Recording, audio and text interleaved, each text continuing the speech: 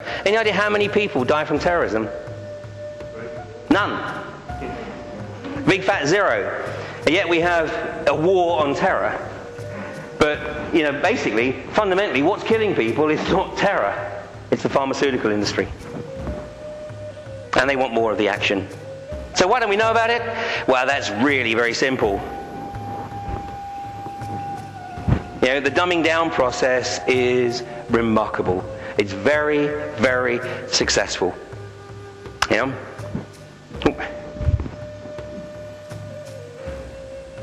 You know, a couple of weeks ago, about 4 weeks ago, on BBC One, this is, I think it was 8:30 in the evening, on BBC One, there was a program which was the BBC doing a bit of balanced reporting, and it was presenting the case for a DNA database.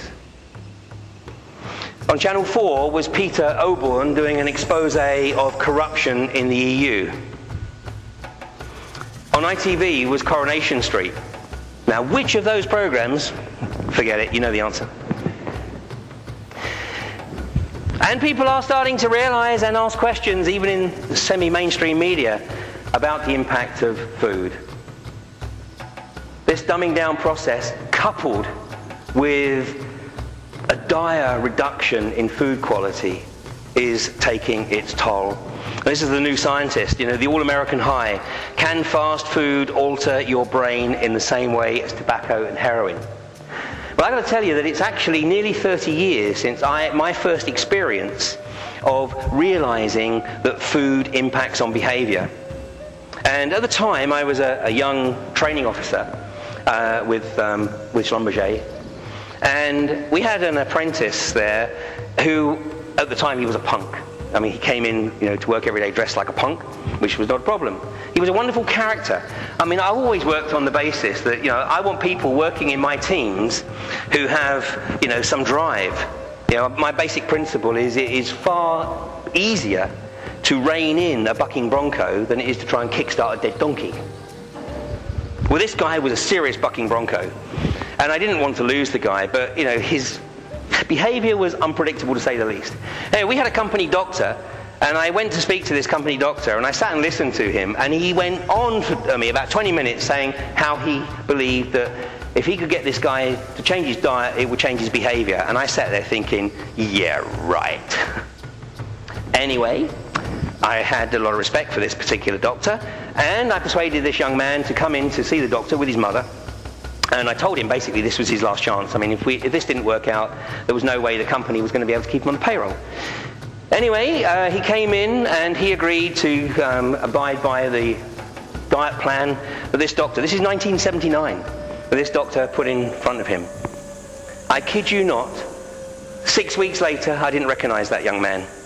And he didn't recognize himself either. And this is totally without any medication.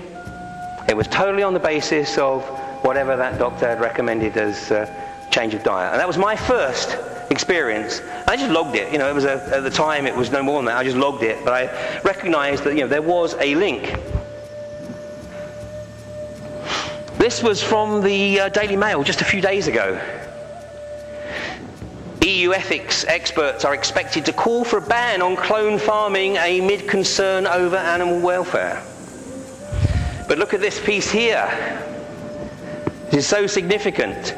The US Food and Drug Administration is expected to give approval for the sale of clone animal food without labeling in the next few weeks. This is another part of the Codex. The Food Labeling Committee is the responsibility of the Canadians, very close obviously to the US. A lot of pressure from the US. And if we know that food that is labeled has an effect on behavior, what the hell are we going to do when we have no idea what crap we're eating? I mean, this is how the organic farming is being put under threat. Because once the labeling is removed, how is the consumer to determine whether the piece of meat they're buying is cloned, is contaminated with growth hormone? You know, it shouldn't be any surprise to you that Texas is the largest provider of prime beef in the US, and where do the biggest people live? Yeah? that growth hormone doesn't just stop in the beef. I mean, there's the physical evidence. I lived in Texas for 4.5 years. I mean, they're monsters. It's like living in a land of giants.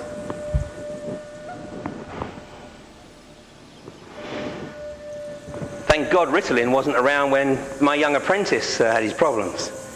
But this is an extremely pernicious drug. This was in the Daily Mail. Literally, I think this was the beginning of the week. And, you know, here we have a situation, again, where the media are telling us what's going on. Look at the headline here, the sub-headline. Thousands of hyperactive children are being given Ritalin, which can stunt growth, or even the schizophrenic drugs. Are they victims of greedy drug firms and doctors too quick to diagnose a condition many say doesn't exist? In the US right now, and this is actually quoted in this article, the article's here if anybody wants to take a look at it. In the US, 10% of all school-age children are prescribed Ritalin. 10%. 10%. And it's increasing in the UK. From this article again, perhaps most disturbing is the suggestion that ADHD is nothing more than the invention of pharmaceutical companies who have used clinical trials to create a disease that can be treated with their drugs. Last year, the NHS spent $28 million on Ritalin alone. Now, Ritalin is a stimulant. I mean, basically, it's likened to cocaine. I mean, we'd be mortified if any parent gave their kids cocaine. But this is effectively what we're doing. In fact, the doctors actually don't understand how Ritalin works because it's a stimulant, yet it has the opposite effect. It calms them down. And some of you may have seen a Panorama broadcast a few weeks ago where they were talking to families that were prescribing Ritalin. And this mother of a hyperactive young girl said, you know, well, yeah, it's nice to actually sort of see her calm and sitting at the table, but it's not my daughter. It's not my daughter. We're condemning these kids to a life of prescribed drugs. You know, we are, basically, it is becoming a zombie nation. And we're cutting away the possibility of any spiritual connect at any juncture in their life. Which, of course, is by design. And for the adults, then it's Prozac. And I had a doctor friend of mine, and I asked him, you know, why it was that, you know, out of the people that I knew, it was always more women that were on Prozac than it was the men. And he said, well, that's very easy. He said, because the guys have to be dead before they go see a doctor. He said, whereas the women are much more comfortable to go see their doctor, and the doctor is just too quick to prescribe Prozac. And then now what's happening is a lot of doctors have little more than a database. You know, what's your problem? Oh, stress? Shh. Oh, Prozac. You know, I mean, they're not even making any informed decision. It's just key in the information into the database, and they're being paid $250,000 a year to provide that information. It's outrageous. Oh, and obviously this was for my benefit. You know, the daily super pill for men over 50. Well, apparently this is the basis, this drug is the same basis as this experiment here. Well, this was on the front page of The Independent at the beginning of this month, Friday the 2nd of November.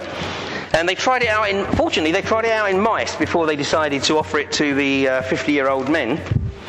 And this is on the front page of The Independent. It says, it can run for hours at 20 meters a minute without getting tired. It lives longer, has more sex, eats more without gaining weight. Could the science that created this be applied to humans? Yeah, bring it on.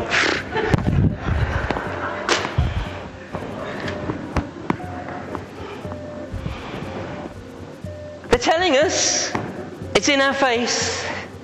You know, we are a nation addicted to pills. Not because we want to be addicted, but because the pharmaceutical industry needs us to be addicted. It's critical. Big Pharma has a very, very simple philosophy.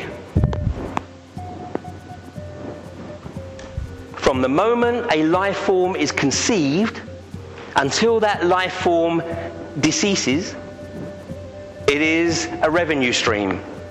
From conception to death.